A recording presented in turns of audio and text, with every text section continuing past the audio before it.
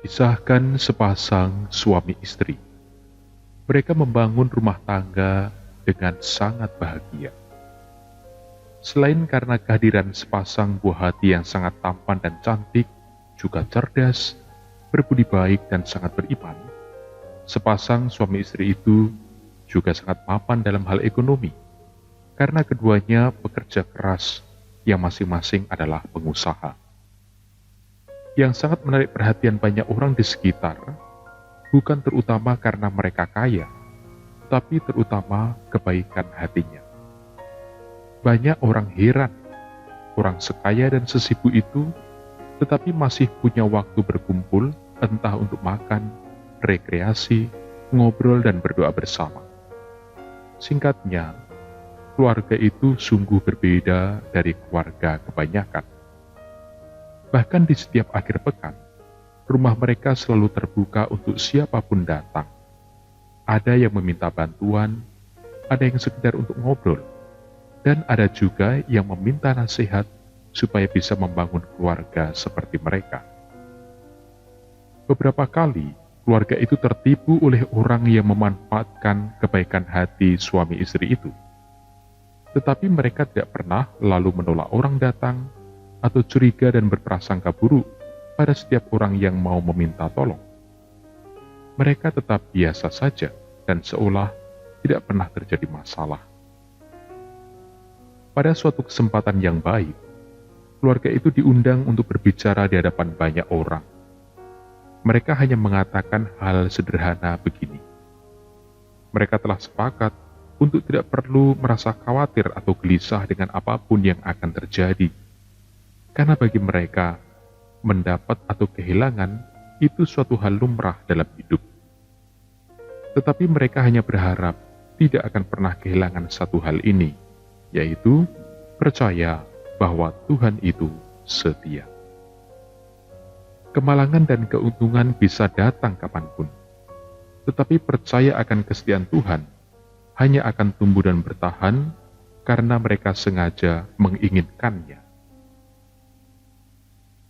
Pertanyaan, mengapa Yesus sekalipun Tuhan mau merendahkan diri sampai sehina itu, yakni mati di salib?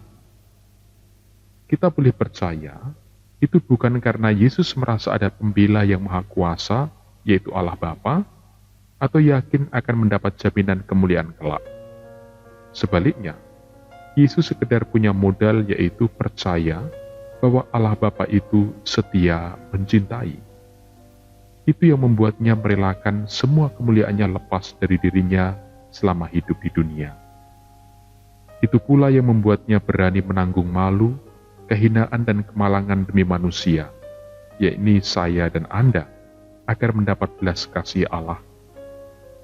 Jelas, sikap seperti itu bukan sekedar keutamaan yang unggul, tetapi hanya ada dalam diri pribadi yang pikiran dan batinnya penuh dengan kasih yang suci. Kita boleh yakin bahwa dalam batin Yesus tidak pernah ada alasan untuk mengatakan tidak, atau bahkan sekedar mengulur waktu dan mengatakan nanti dulu ketika melihat nasib manusia yang malang oleh kelemahan dan dosanya. Hati Yesus terbakar oleh perasaan cinta yang tidak pernah bisa kita bayangkan seberapa besar dan dalamnya bagi Anda dan saya. Jadi kalau sekarang Yesus sekedar ingin supaya kita menyadari kasih-Nya yang sedemikian itu kepada kita, apakah kira-kira kita akan sempat untuk mengatakan, sebentar saya pikirkan dulu, karena saya sedang sibuk atau banyak masalah? Bukankah sebaliknya lalu kita berpikir bagaimana supaya kita bisa memanfaatkan besarnya kasih Yesus itu demi memulai satu langkah sederhana membenahi cara hidup dan sikap sehari-hari? Dan memang itu yang Yesus inginkan. Dia mau supaya kita tidak lagi banyak alasan, melainkan segera saja andalkan kuasa kasih-Nya untuk memenuhi hidup kita dan membiarkan diri larut di dalamnya. Bukankah Anda dan saya ingin hidup bahagia? Padahal Yesus punya segalanya untuk kebahagiaan itu.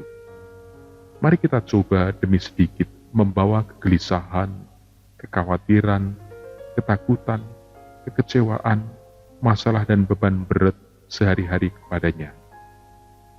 Jangan ditanggung sendirian, nanti tambah bingung dan malah bisa stres. Beri kesempatan pada diri kita untuk sebentar saja bahagia bersama Yesus dalam doa dan sering berbicara tentang bagaimana kasih-Nya memelihara hidup dan keluarga.